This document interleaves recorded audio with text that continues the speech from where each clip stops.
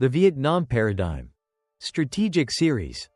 Deciphering the internal structure when overturning the past's fraudulent code. There are moments in human history when the truth can no longer be delayed. Not because it is loud, but because the evidence is absolute. This is not a media broadcast. This is a convention. And when the scientific community speaks in unison, old prejudices are forced to retreat. This series is extensive and profound. Its purpose is not to argue that Vietnam is greater than others. Rather, it is to show that every nation has its own endogenous structure. Understanding that structure is the prerequisite for mature cooperation. Welcome to the journey of decoding the Vietnam paradigm. In a world volatile with misaligned metrics, we will not use a meter stick to measure mass. Here, we perceive the nation as an inherited asset, the government as a trustee, and every citizen as a strategic shareholder. We are not merely existing, we are running a civilizational operating system built on three pillars: harmony, adaptation, company ownership.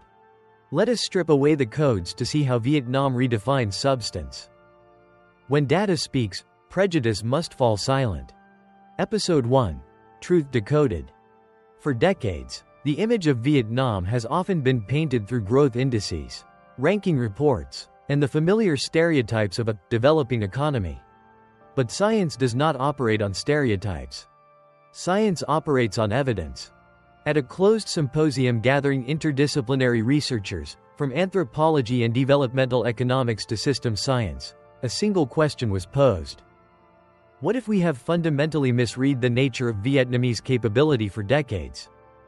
Not misread out of ill will, but because we used the wrong frame of reference.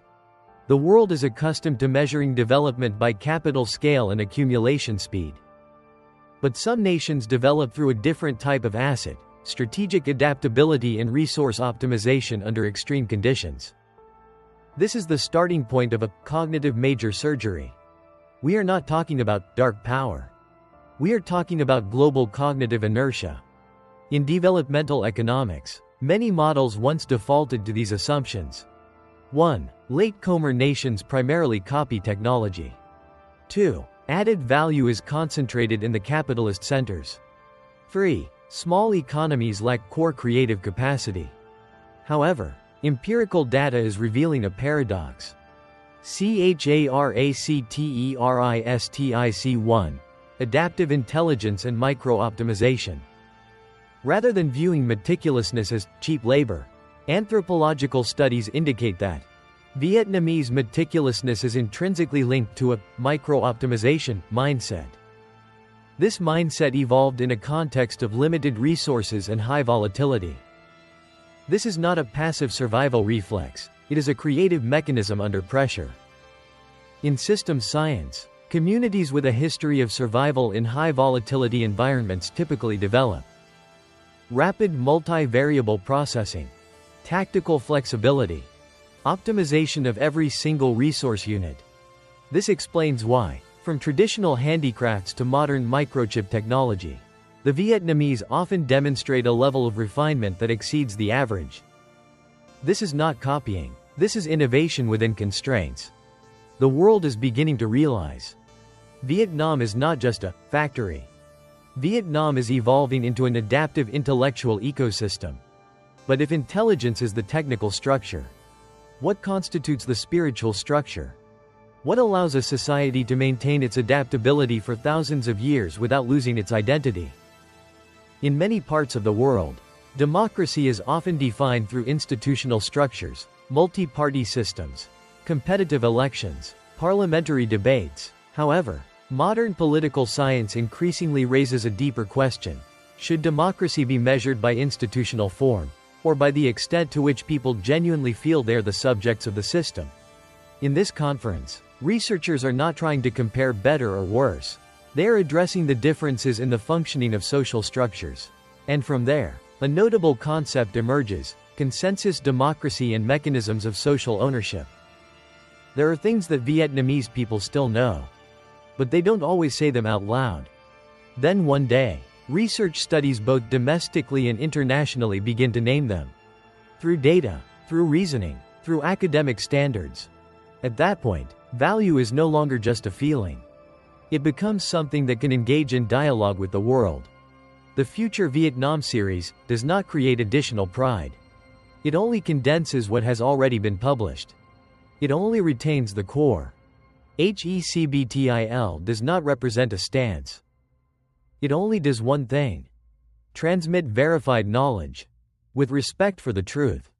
Does a deeper, cultural code exist? An invisible consensus between the individual and the collective? Episode 2. The establishment of the subject. In many parts of the world, democracy is defined through institutional structures, multi-party systems, competitive elections, parliamentary debates. But modern political science is increasingly asking a deeper question. Should democracy be measured by institutional form, or by the degree to which citizens truly feel they are the subjects of the system? In this convention, researchers do not seek to compare better or worse. They address the differences in the structure of social operation. From this emerges a notable concept: consensual democracy and the social ownership mechanism. Is every democracy the same? Or are we confusing voting with ownership? Sense of national asset ownership. In public management science, there is a vital distinction. Citizens as voters. Citizens as stakeholders, company owners of systemic interests. A striking point in sociological research on Vietnam is independent surveys on social trust show that citizens tend to view the nation as an entity that belongs to them, not just symbolically, but in terms of responsibility. This stems from traditional village structures, community self-governance models, the extended family culture, where the nation is viewed as the great family. In this model, the government is not just a power-holding authority. It is perceived as an institution entrusted with managing collective assets. This is a subtle but monumental distinction. Scientific critique. Is this political passivity? Social behavior studies suggest the opposite. Increasingly high demands for quality of life, strong social reactions to environmental issues, corruption, and civil rights, community oversight through social networks and digital media. The difference does not lie in whether there is debate. The difference lies in how debate is integrated into the general stable structure. Historical interpretation. A society that has endured prolonged war and constant upheaval typically develops these priorities. 1. Systemic stability. 2. Avoidance of extreme internal conflict. 3. Preservation of the community structure. This does not negate debate, but it shapes how the debate occurs. In consensus governance theory, the goal is not to maximize confrontation, but to optimize a consensus broad enough for the system to operate sustainably. Strategic commentary. Instead of imposing a single standard on every nation, researchers are beginning to ask, can there exist multiple forms of democracy, reflecting unique cultural and historical structures?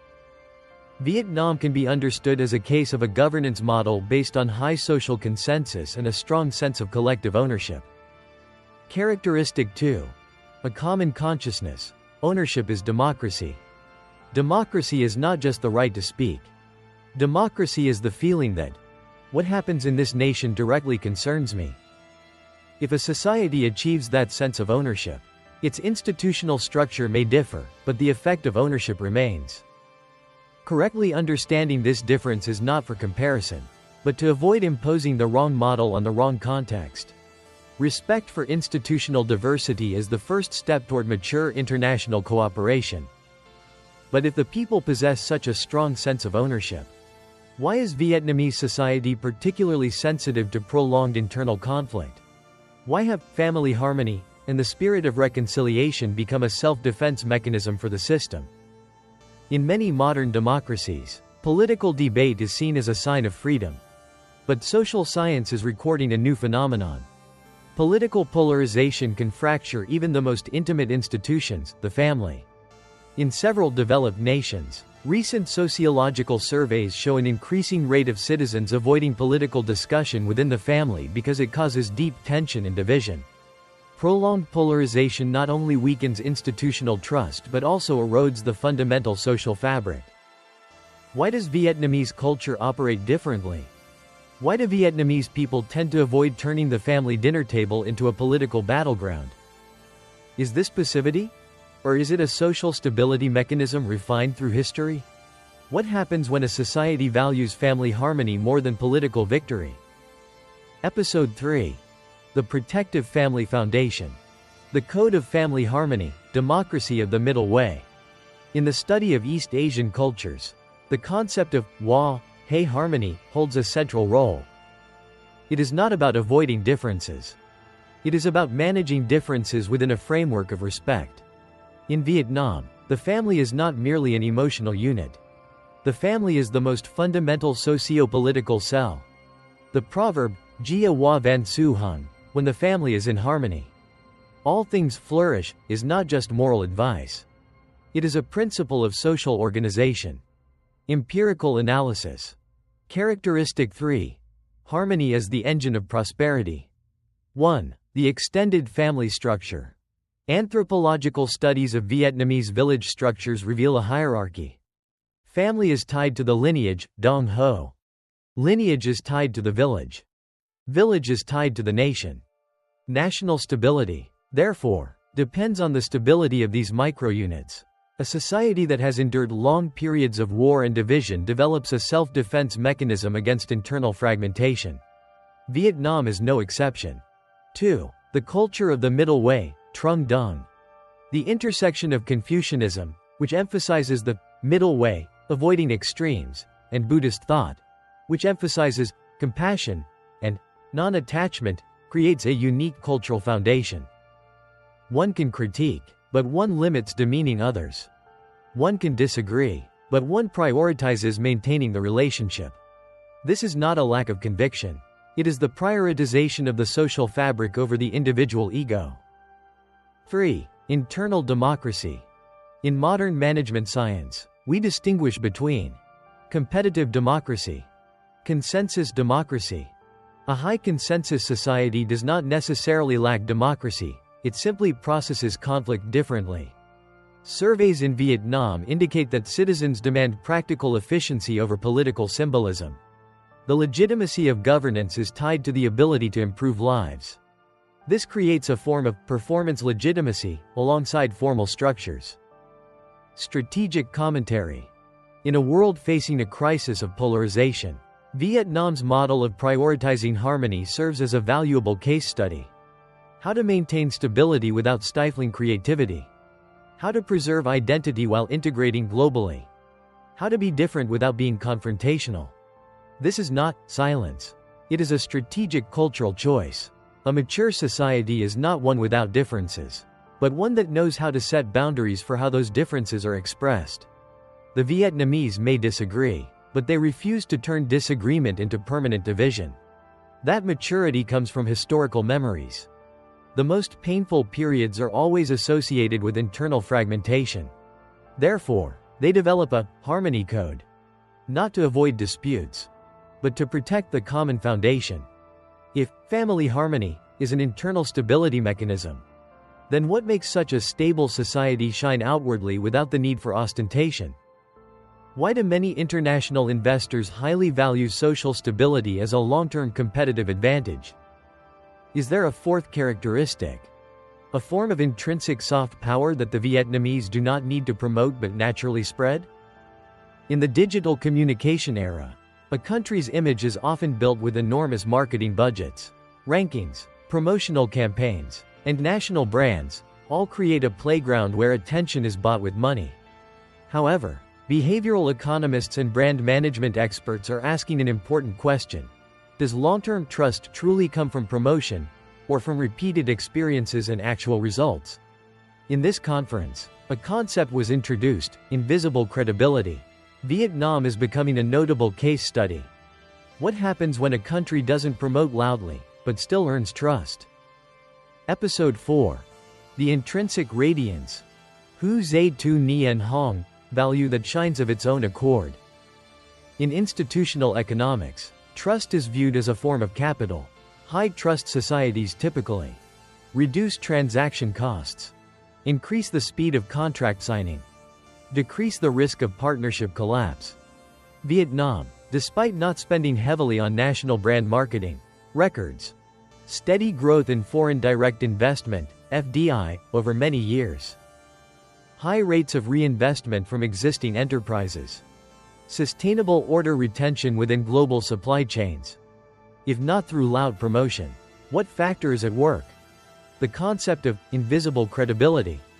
Research on Asian supply chains shows that when a market achieves three factors: 1. Relative policy stability. 2. A disciplined and flexible workforce. 3. A culture that honors contractual honor. Right pointing arrow, that market will spread through internal referrals between businesses. This is an informal but far more credible form of communication than advertising. Intrinsic radiance means that when quality is consistent and repeatable, the market creates its own ripple effect. Characteristic 4. Talk less. Do more. Vietnamese culture prizes humility, avoidance of ostentation, prioritizing results over promises. In international business, this translates into a focus on fulfilling commitments and viewing honor as an intangible asset. When honor becomes an asset, protecting national reputation is no longer a slogan, it becomes a reflex. Global strategic perspective. In the era of global supply chain restructuring, multinationals seek reliability, adaptability, social stability. Vietnam's invisible credibility lies in being the market that keeps its promises best, even if it isn't the loudest. This creates a soft gravity, unobtrusive but persistent.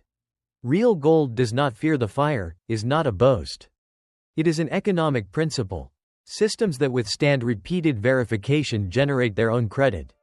When international cooperation is based on actual capacity rather than media expectations, systemic risk decreases.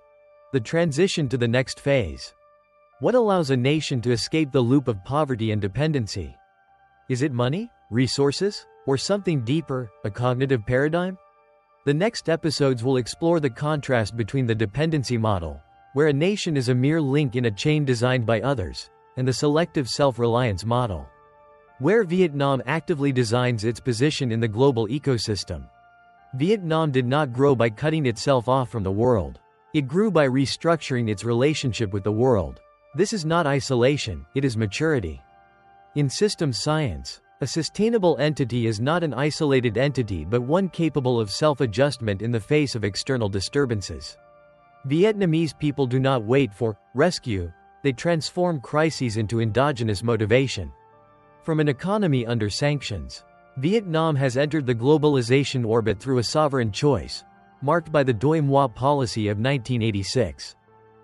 But the bigger question is, how does a nation once positioned on the periphery of the system gradually move into the center of trade and diplomatic flows? The answer does not lie in GDP figures. It lies in a deeper code: self-actualization, adaptive intelligence, optimization under pressure. Episode 5. Systemic contrast. Adapting like water. Adaptive intelligence, optimization under pressure. While many development models operate on a logic of linear accumulation, where growth is measured by capital scale and expansion speed, Vietnam operates through a different mechanism: optimization under constraints. A rigid system views scarcity as a weakness. An adaptive system views constraints as variables that trigger evolution. The difference lies not in the scale of resources, but in how the system responds to pressure. Cumbersome structures often decline during crises due to the excessive cost of adjustment. Conversely, a flexible structure with autonomous microunits can reconfigure rapidly without rupturing the entire system. Vietnam does not operate in a static state. Vietnam operates in a state of microdynamic equilibrium, where every household and village functions as an independent risk processor. This is the essence of adaptive intelligence. Systemic commentary. Constraints as evolutionary catalysts. Systems science indicates that systems developed in environments of abundance often optimize for short-term performance. Systems developed in environments of constraints are forced to optimize for long-term survival. The Vietnamese choose to flow like water, not to avoid confrontation, but because they understand the friction laws of history. Direct confrontation increases the cost of attrition. Flexible adaptation reduces systemic costs. This is not a romantic philosophy. It is a risk mitigation mechanism. For the national shareholder, this means 1. Inherited assets are not gambled on high-risk strategies. 2. Livelihoods are protected even when the global environment is volatile. CHARACTERISTIC 5. Micro-optimization and frugal innovation. The concept of frugal innovation in developmental economics describes the ability to create high value from low resources. In Vietnam, this is not a trend, it is a cultural structure. Operating mechanisms. Micro-restructuring. Instead of waiting for macro reforms, the Vietnamese refine the smallest units of production processes. State shifting under pressure. When the environment fluctuates, the system does not collapse, it switches to an extreme optimization mode. Waste reduction is an ethical principle. Waste is viewed not just as an economic loss, but as a violation of the community's collective assets. This is the manifestation of substantiality. Value that creates a sustainable stream of benefits rather than just reporting effects. This is the foundation of the so-called subject optimization. Regarding international development cooperation, when Vietnam participates in development cooperation in Africa or Cuba, what is transferred is not massive financial packages, but adaptive micro-operating models. Not handouts. Not showing off, but capacity transfer. Co-designing farming processes. Co-restructuring livelihoods. Building long-term self-reliance. This is the manifestation of substantiality, authenticity.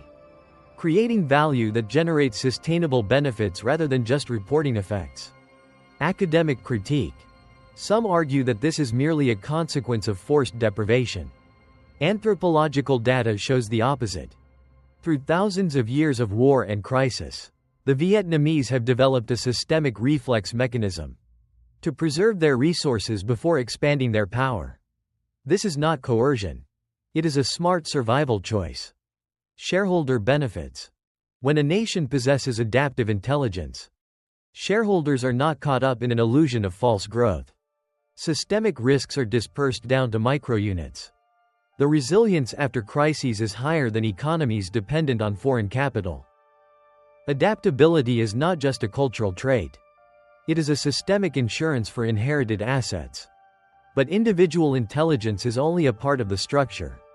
What prevents these microunits from disintegrating under increased pressure? What mechanism keeps the adaptive flow from becoming chaotic? Professor Dubois calls this the self-help safety network, a form of community trust infrastructure that absorbs shocks before they escalate into systemic crises. The next episode will decode this mechanism.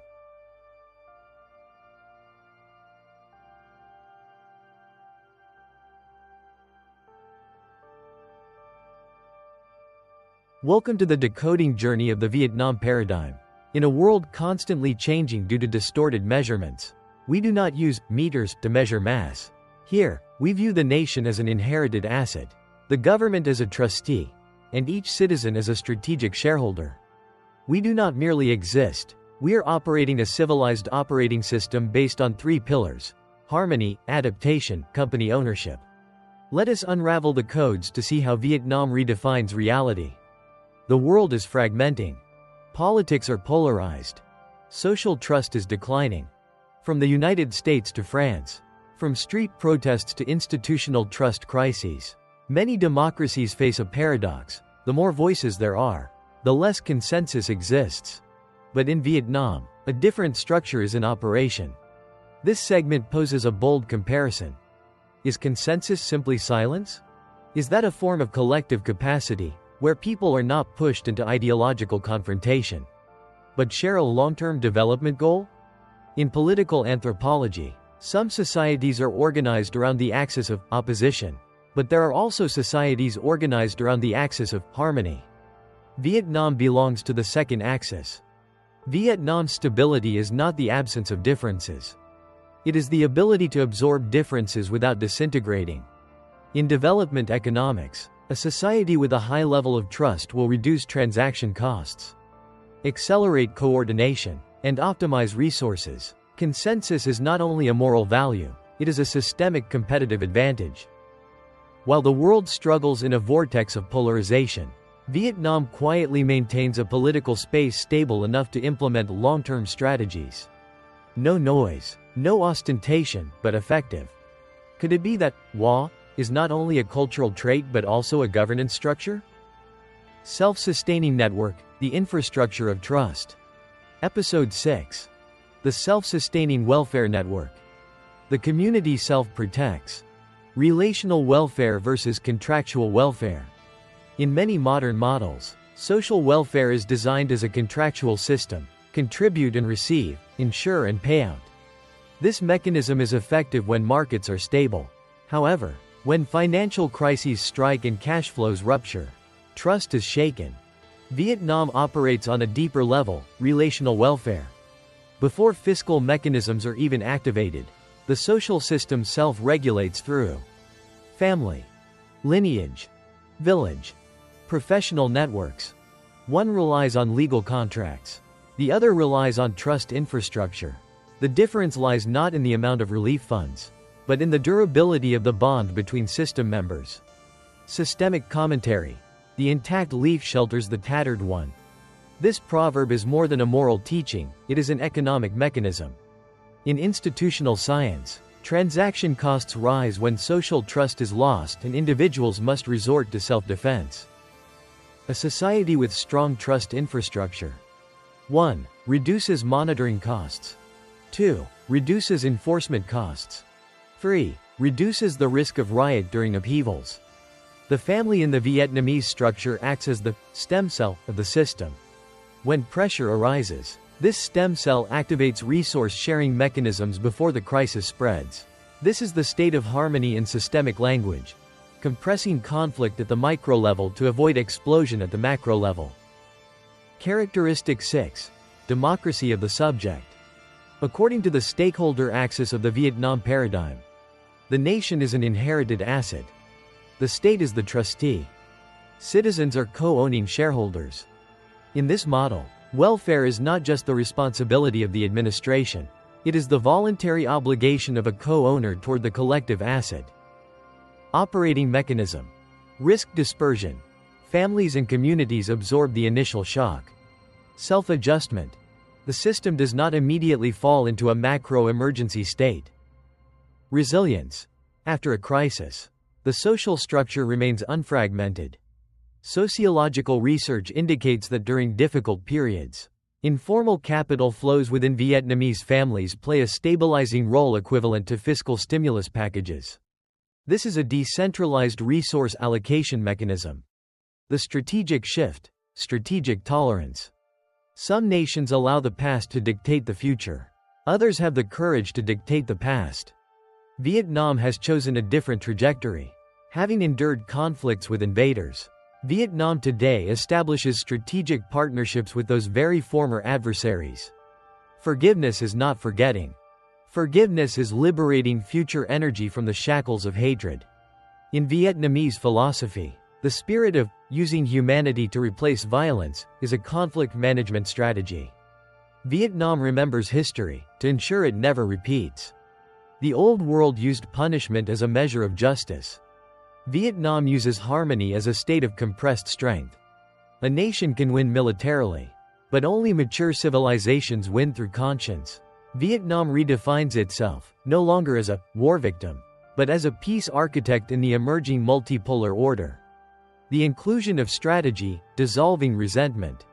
The inclusiveness of strategy, dissolving resentment. Episode 7. Strategic tolerance.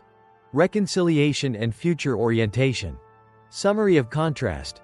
The blood debt logic versus the future harmony strategy. Some nations allow the past to bind the future. Others possess the fortitude to restructure the past in order to liberate the future. In many regions across the globe, war memories are nurtured as a source of generational hatred. From ethnic conflicts in the Balkans to the cycles of confrontation in the Middle East. History is often used as a tool to mobilize emotions and solidify adversarial positions. The logic operates on a simple formula.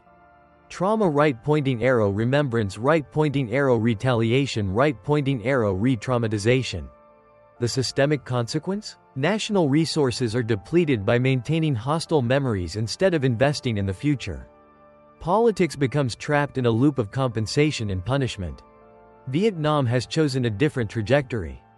Having endured war with the United States, border conflicts with China, and the complex geopolitical upheavals of the 20th century, Vietnam today simultaneously establishes strategic partnerships and comprehensive cooperation with its former adversaries. To some Western observers, this is interpreted as political pragmatism or historical amnesia.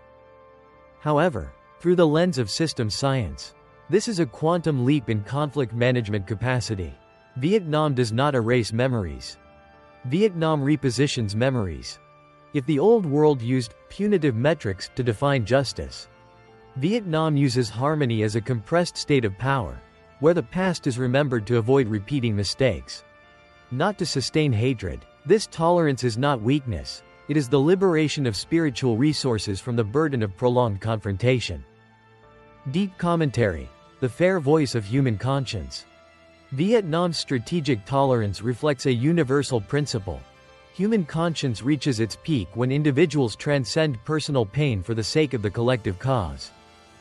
In the Vietnamese tradition, the spirit of using humanity to replace violence is not just a moral slogan. It is a conflict management doctrine. Humanity does not mean forgetting. It means fortitude. The fortitude to close a historical chapter without erasing the truth. The fortitude to cooperate with former enemies without losing sovereignty. The fortitude to prove that the strength of a civilization lies not in the ability to retaliate, but in the ability to rebuild. In a globalized context, nations are often caught in the logic of alliance versus confrontation. One side picks a side to oppose another. Vietnam does not operate within this binary structure. Vietnam creates a multipolar cooperation space, where overlapping interests are managed rather than pushed into conflict. Tolerance here is a systemic risk management tool. 1. It reduces the probability of recurring war. 2. It expands the scope of cooperation. 3. It optimizes development opportunities. Characteristic 7. Harmony in memory, as a civilizational code. In traditional international relations theory, maintaining stable relations with competing superpowers is often viewed with suspicion as hedging or string walking. In systems science, the ability to integrate opposing elements into a single stable structure is a sign of a mature system. Harmony is not the avoidance of conflict. Harmony is the choice to preserve the stem cell values, sovereignty, independence, territorial integrity, while expanding the space for cooperation. Diplomatic studies indicate that Vietnam is one of the few countries capable of establishing and maintaining high-level relations with multiple centers of power simultaneously without being drawn into factional conflicts. This is not a coincidence. It stems from a fundamental philosophy. Remember history to avoid repeating it. Collaborate for the future to develop together. Critics often ask, does such tolerance make Vietnam vulnerable to exploitation? In reality, the opposite is true. A society that remembers its pain but is not dominated by it will have stronger bargaining power. They do not act on immediate emotions but on long-term interests. Tolerance thus becomes a form of deep soft power. Not ostentatious, but sustainable. Strategic tolerance has helped Vietnam resolve hatred and expand global cooperation space. But a new question arises. When enemies no longer confront us with bombs, bullets, or sanctions, but through information manipulation, cultural invasion, and distorted perceptions, is tolerance enough? Can a nation open to cooperation simultaneously protect its ideological sovereignty? The next characteristic, the alertness of the subject, will reveal another layer within Vietnam's structure: tolerance in foreign relations, but extremely sharp in defending the operating system of trust. In a place where the war no longer takes place on physical battlefields but in digital space and within each citizen's perceptual choices. In the digital era, war no longer begins with gunfire. It starts with a status update. Algorithms replace cannons, data replaces ammunition, and perception becomes the battlefield. The next episode unfolds a stark confrontation between two structures. On one side is the media manipulation ecosystem, where platforms like Meta platforms, Google, or TikTok operate through attention-optimizing algorithms, inadvertently or intentionally amplifying conflicts, extreme emotions, and misinformation. On the other side is the innate instinct of the Vietnamese people, where the community does not see itself as a subject being influenced, but as co-owners of the nation's destiny. But does tolerance mean naivety? When war is no longer about bombs and bullets but about cultural invasion and perception manipulation, is an open mind enough to protect the subject? The answer lies in the next characteristic: the alertness of the subject. The alertness of the subject, recognizing the code of deception. Episode 8. Subject awareness. Reclaiming cognitive sovereignty. Summary of contrast. Media manipulation versus subject instinct. 21st century warfare does not begin with a gunshot. It begins with a stream of data. In many nations, global media waves can shape social perception in just weeks. Algorithms of platforms like Meta, Google, or TikTok are designed to optimize attention, and in that process, they often amplify emotion over reason. This leads to polarization, institutional skepticism, and community division. The logic of manipulation. Trigger emotion, right pointing arrow, divide trust, right pointing arrow, weaken internal strength. In Vietnam, a different response structure appears.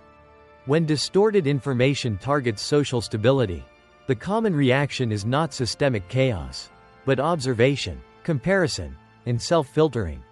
The contrast is clear. One side is an algorithm-based manipulation campaign. The other side is a community that views itself as the subject, the co-owner of the national destiny. When citizens do not see themselves as subjects to be ruled, but as shareholders of a collective asset, every disruptive piece of information is evaluated by one criterion: does this harm the value of the inherited asset? At this point, subject awareness becomes a social firewall. Deep commentary. The voice of cognitive autonomy. Awareness is not extreme suspicion. It is the ability to distinguish between essence and waste. The Vietnamese do not reject the world, they filter the world. Their silence in the face of loud trends is not indifference, it is a state of strategic observation. In behavioral economics, a community with a high sense of ownership reacts differently to risk. They do not behave like short-term tenants, they behave like long-term heirs.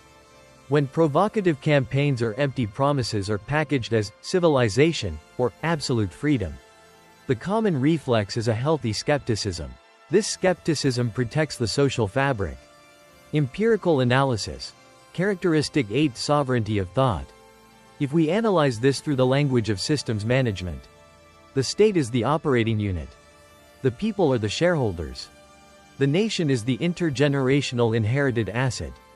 This creates a voluntary social filtering mechanism. 1. Information is verified through community relationship networks. 2. Disinformation is countered or naturally discarded.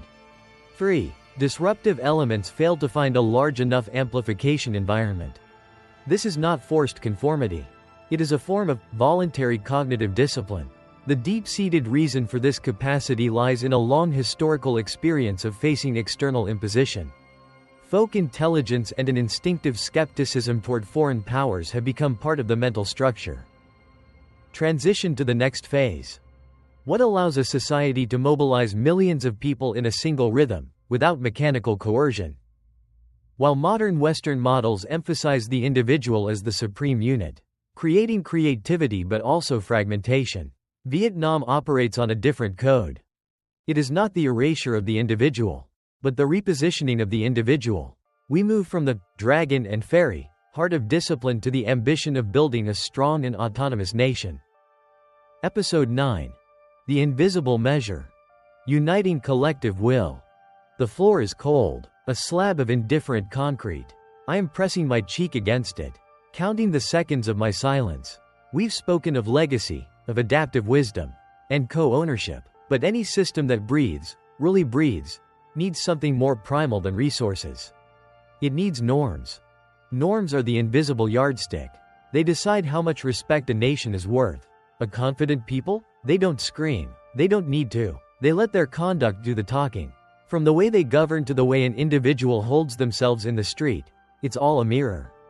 A reflection of a shared soul. The world's wound isn't a lack of resources. It's a lack of a common yardstick. When everyone uses a different measure, dialogue is just a prelude to conflict.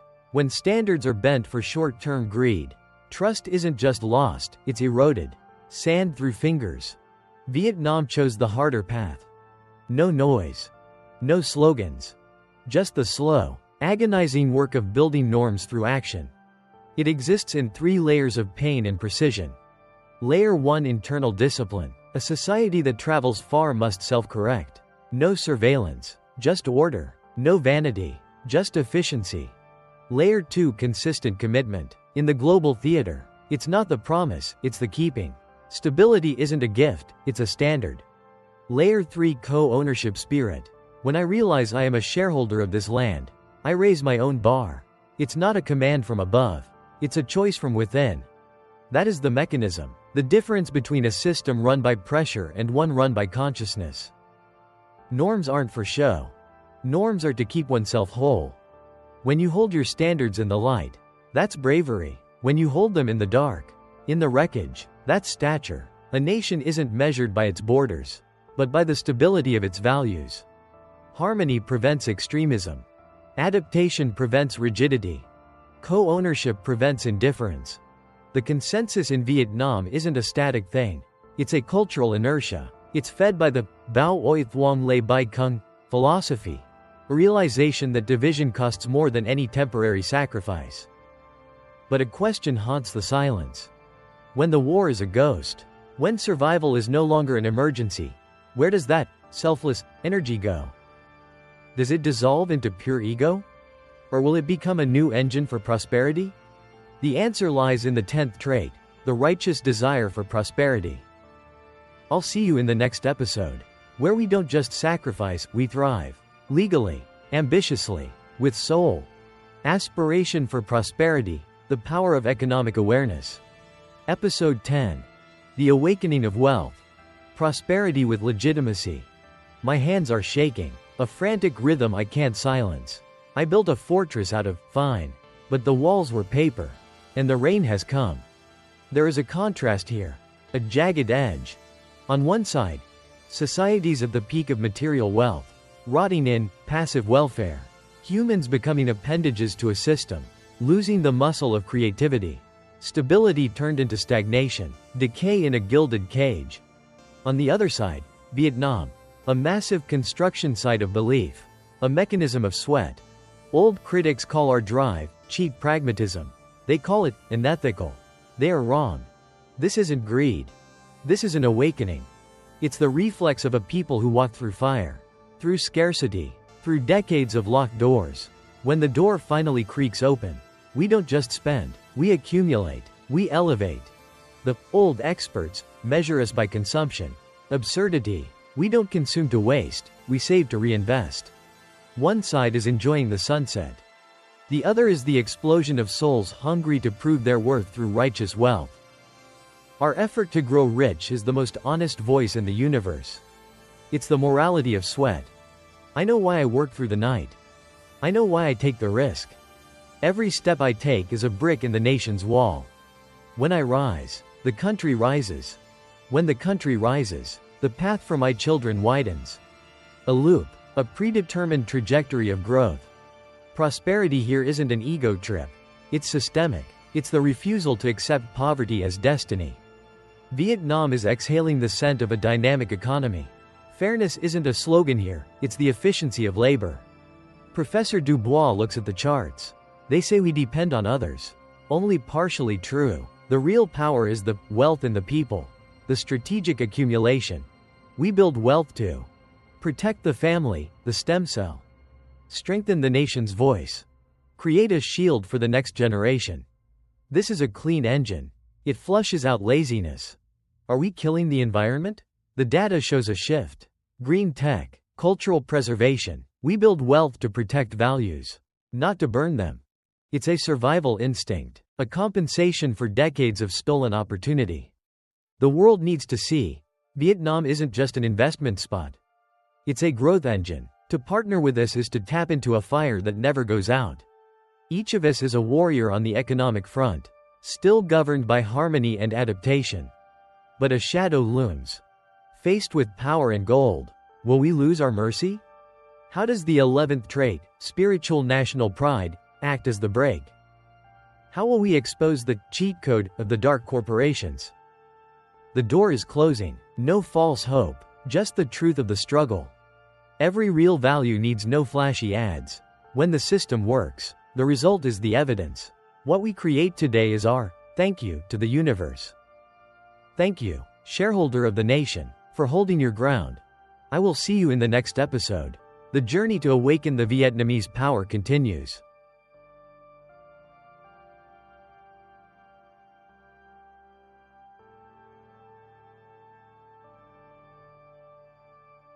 Welcome to the journey of decoding the Vietnam paradigm. In a world constantly changing due to distorted measurements, we do not use meters to measure mass. Here, we view the nation as an inherited asset, the government as a trustee, and each citizen as a strategic shareholder. We do not merely exist, we are operating a civilized operating system based on 3 pillars: harmony, adaptation, company ownership. Let us decode the secrets to see how Vietnam redefines reality. Pride in spirituality, the power of national guardians. Spiritual pride, the guardian ancestors. Episode 11. Anchoring in ancestral morality. The room is empty, not of people, but of meaning. I see a world hollowed out by existential void, where humans are severed from their roots. Drifting like plastic in an indifferent ocean. When you cut the roots, the person becomes a ghost. And ghosts are easy to manipulate. The old systems use yardsticks of individual freedom to measure progress. But it's an absurdity. Freedom without an anchor is just losing one's way. People think they are autonomous, but they are just puppets pulled by strings of alien ideologies that have no soul, no moral floor. But Vietnam? We operate with a spiritual security filter. Our pride isn't in flashy temples. It's in the Jia Dao, the code of the family, and the An Lin Ho Quoc, the guardian spirits of the nation. In every home, the ancestral altar is not just a space for belief. It's a transmission station, a connection across time. On one side, rootless souls. On the other, a nation living and acting under the gaze of 4,000 years of history. This is the internal ballast, the stability that the modern world is starving for. Gratitude isn't superstition, it's a mechanism for preserving honor. When I know my actions reflect on my ancestors and my children, I govern myself. No police needed, no coercion, just the weight of a gaze from the past. We know what we are doing when we place that altar in the center of our hearts. It's a reminder. Every move today has the depth of history. When a people are grateful to the past, they cannot betray the future. Partnership with us is safe. Trust should be placed in those who view honor as sacred. Vietnam isn't just a GDP figure. It's a space of moral duty, where conscience is fed by the milk of history. Tradition isn't a barrier to progress. It's a cross-generational trust. We are caretakers of an inheritance, not just land, but the family's name. This is the moral break. We flush out betrayal because the price isn't a fine, it's the shame before the bloodline. Spiritual pride is harmony at its peak. It's a compressed state of power. We don't just follow global trends. We absorb, we filter, and we recreate. Our social capital is trust. Our cultural capital is resistance. The world needs to see Vietnam has a massive spiritual reserve. To work with this is to work with people who act for the honor of their fathers and the future of their sons. The framework is steel, but what happens when that steel is pushed to the limit? How do we turn pain into fuel? The 12th trait, indomitable will open the door. Indomitable will. How the steel was tempered. Episode 12. Forged through crisis. A rusted piece of steel. Jagged, bitter, but still sharp enough to draw blood. Look at the contrast. It's a fracture in reality. On one side, empires with massive war machines, crushing sanctions, Political weight meant to choke a small nation into submission. On the other, thin, fragile-looking people carrying a will that cannot be weighed in tons of lead. The old world measures power with GDP and arsenals, physical yardsticks. But muscle can overwhelm a territory. It cannot break a will tempered for a millennium. We don't have material superiority. We have extreme load capacity. The ability to stand when the pressure hits the breaking point. When squeezed, the system doesn't collapse. It compresses. And when the moment comes, it snaps back. It's not a miracle. It's the architecture of the soul. Our will doesn't come from hate. It comes from a love for life and justice. We chose the harder road, independence, self-reliance, the path that demands blood today to save the soul of tomorrow. This is the most honest voice of conscience. Violence can wound, but it cannot kill the subjectivity. Vietnam is a flower blooming in a hurricane. No loud colors. But the harder the wind blows, the deeper the roots clench the earth. Trust should be placed in a community that never learned how to bow to injustice. Not because we are aggressive, but because we know the price of honor. This will is resilience technology. In a crisis, we don't just survive, we restructure. The strategy changes, the labor changes, the fight changes. But the core, the subject, is immutable. Every citizen, as a shareholder of this system, knows that their persistence protects the value of the collective stock. This isn't a slogan, it's a state of energy, ready to explode to re-establish order when the time is ripe. Is it blind luck? No, it's smart will. We know when to endure. We know when to be fluid. And we know exactly where to strike the weakest link when the chance appears. The world should see Vietnam as a fortress of consistency. When we commit to a goal, we do not quit in the middle of the storm. 12 traits are now bare. The code is out. But the story doesn't end with recognition. A shift is coming. The cheat code isn't outside anymore. It's trying to crawl in from the inside. Why is the Vietnamese heart suddenly demanding a higher standard of fairness, not just for themselves, but for humanity?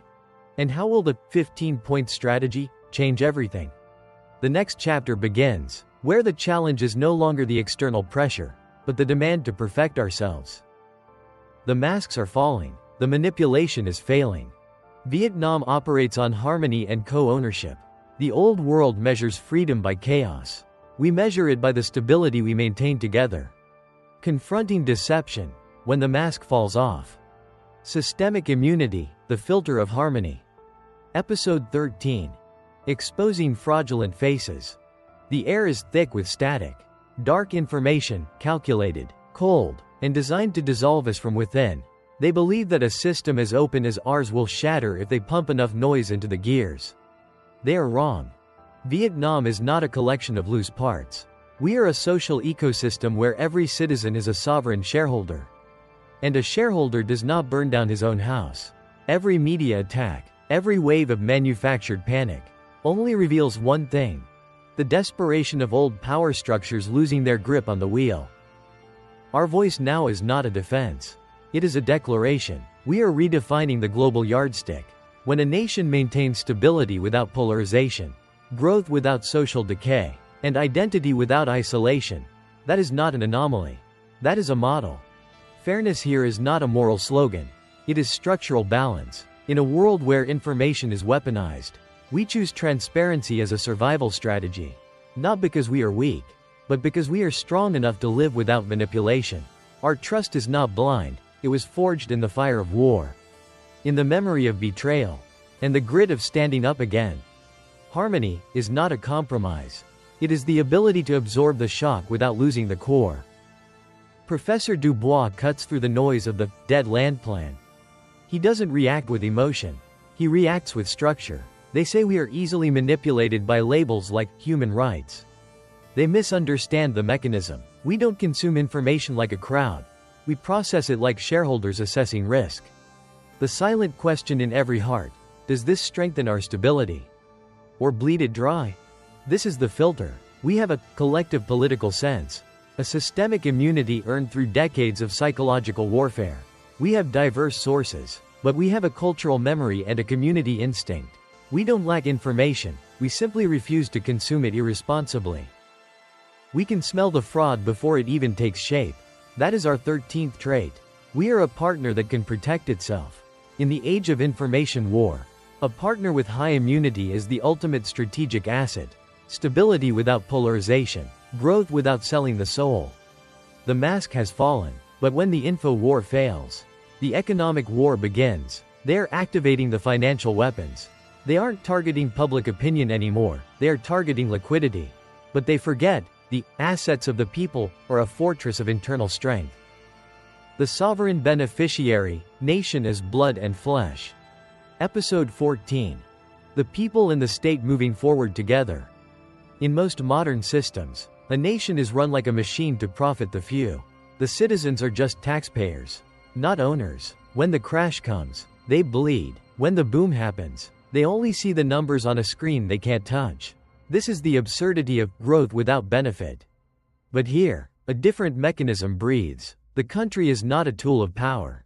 It is an inheritance of blood and flesh. The difference is a single variable. Elsewhere, power is concentrated and benefits are scattered.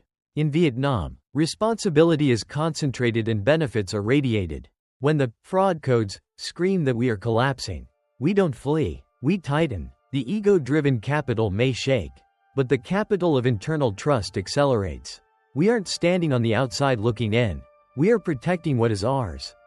A sustainable structure needs three things: stakeholders tied to the result, a constant feedback loop, and visible distribution. We have all three. When the people feel that security is real, opportunity is real, and national stature is real, they reinvest with trust. Trust is not a feeling. It is a form of capital. Professor Dubois shows the data. Consensus isn't the absence of criticism, it is the presence of harmony. Our government is a trustee, an entity commissioned to optimize the value of the national inheritance. If efficiency drops, the social feedback triggers a correction. It isn't silence, it is self-balancing. Benefit is not just an income bracket. It is the sum of life security, social mobility, and the rising tide of the nation. When a parent sees their child has a better path, that is the benefit. When a local business is shielded in the value chain, that is the benefit. The people discuss, the people do, the people check. It's not a slogan. It's an asset management cycle.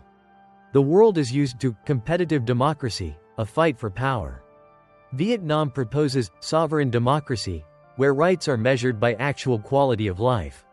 Not the intensity of the argument, but the safety of the home. Not the frequency of the criticism, but the breadth of the opportunity. Internal trust is the greatest capital. A nation with this capital cannot be easily broken by a financial strike. When the subject's position has been established, a bigger question arises. Why doesn't Vietnam keep this model for itself? Why are they willing to share the 15 key strategies with the world? Is this just a national story? Or is it a proposal to restructure the global order? The next episode will reveal the answer. When a nation reaches a state of endogenous harmony, they do not close off, they spread. This long video is about to end. But this is only the beginning of a larger structure. Hu Zai Tu Nien Hong, the radiance of global common sense. Episode 15. Natural fragrance, the radiance of global conscience. Shining in global architecture. There was a time when Vietnam was measured only by the yardstick of an embargo. A time when they called us the periphery. Walls were built. Fraud codes were released into the wind. Predictions of our collapse were repeated like a hollow chorus. But the paradox emerged.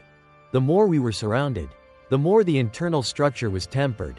The more we were isolated, the sharper our adaptation became.